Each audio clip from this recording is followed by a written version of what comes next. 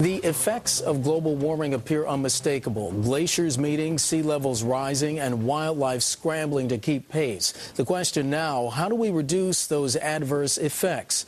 Bjorn Lomborg is a well-known environmentalist and director of the Copenhagen Consensus Center. He and a panel of distinguished experts studied a number of solutions and determined where global investment would be most effective. He joins us now with those results. Good to have you on. Welcome to Bloomberg. Thank you very much. What did the study tell you? What did we find? Well, basically, we asked some of the world's top economists, including 3 Nobel laureates, to rank all the proposals. And what's interesting, perhaps, is the one that we all talk about, namely put carbon taxes or cap and trade, came out at the bottom of the list. Why is that? What they basically said was it's a very expensive way of doing very little. And this is if you do it well.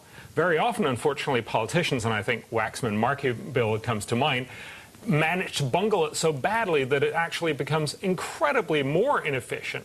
But even if you did it well, the problem is cutting carbon emissions is going to be so hard across all the regions of the world, and it's so fairly expensive to do so that cutting, going up to the 2 degrees centigrade limit, which is what the G8 now signed on to, the European Union obviously have been talking for a long time, will cost us, by the end of the century, about $40 trillion every year. Okay, let me stop you. Where does Waxman-Markey have it wrong, then? Well, basically, they want to do good. They want to cut carbon emissions, which is a noble goal. But they do so partly by cutting carbon emissions through taxes or a cap and trade, which is essentially the same thing, which could be okay, but then they end up giving away a lot of the emission trading rights. They end up having a lot of other provisions and spending a lot of money on special interests. So the bill, even if it was done well, would probably, for every dollar you spend, only avoid about 26 cents worth of climate damage. So as an environmentalist, what is your counter to that? What are you suggesting they do? So what came up at the top, and that's very, very interesting, was they said we should start looking at geoengineering. We should start looking at ways, at least in the short term, to try to make the planet cooler. Oh, okay, I was going to say, for those of us who aren't in the environmental sphere, is that what geoengineering is, just lowering the temperature? It's about making, for instance, clouds whiter. We know that clouds are one of the ways that we reflect sunlight off the Earth and actually keeps it cool. Now, if we increased a very natural process, put up more sea salt into the atmosphere. That sea salt is what the basics of making clouds. If we put up a little more sea salt, basically whip up a little bit of the ocean, and we could do this very cheaply, we could basically avoid global warming for about 100 years. The total cost of that would be about $9 billion. Totally. That is certainly an interesting thing to look into. If we get it right, for every dollar we spend, we could avoid about $4,000 worth of climate damage. That, the Nobel economists came out and said, that's certainly something we should be looking into over the next 10 years. Okay, noble as the goals are, you know that politics always comes to play, especially when you're talking about different countries, different rules. How do you deal with butting up against politics when you're trying to at least initiate effective change? I think politicians are looking dramatically for smarter and cheaper ways out of the climate change policy. Sure. A lot of politicians have been promising, oh, we want to do this. We want to cut 20. We want to cut 60% of CO2. Obama has done that as well. Yeah. And now they're starting to realize, oh, wait, we have to pay? And that, of course, means that they now start looking for, are there smarter, are there cheaper ways?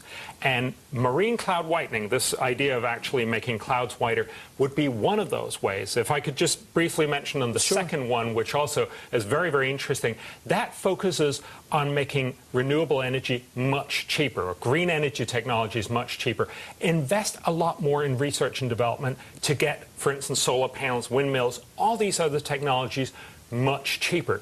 Because at the end of the day, you're not going to get politicians to make fossil fuels so expensive nobody wants them.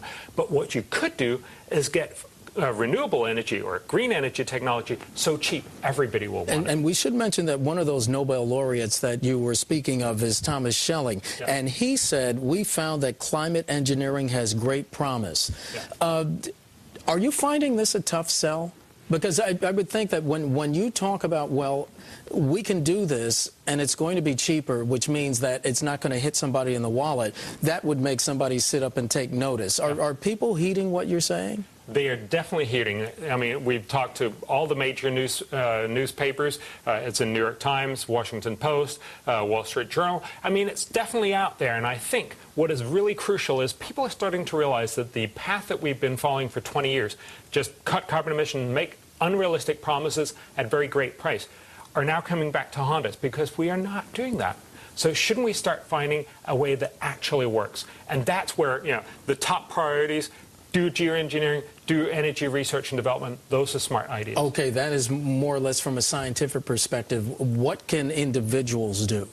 Well, individuals are basically going to be hit if we do, for instance, the Waxman Markey. You end up paying a lot of money extra for your utility bills. Now, if that was good, maybe you'd want to do it. But if it just ends up in special interest pockets, maybe that's not such a good idea. So for individuals, this is mainly about asking your congressperson to make sure that they vote for smart ideas rather than just for these big behemoths? That's not the right word. I'm sorry, I'm from Denmark.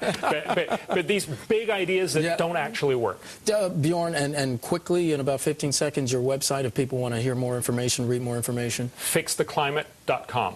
So right. Very simple. Bjorn Lomborg, director of the Copenhagen Consensus Center. Thank you so much. Appreciate it. Pleasure to meet you. Thank you.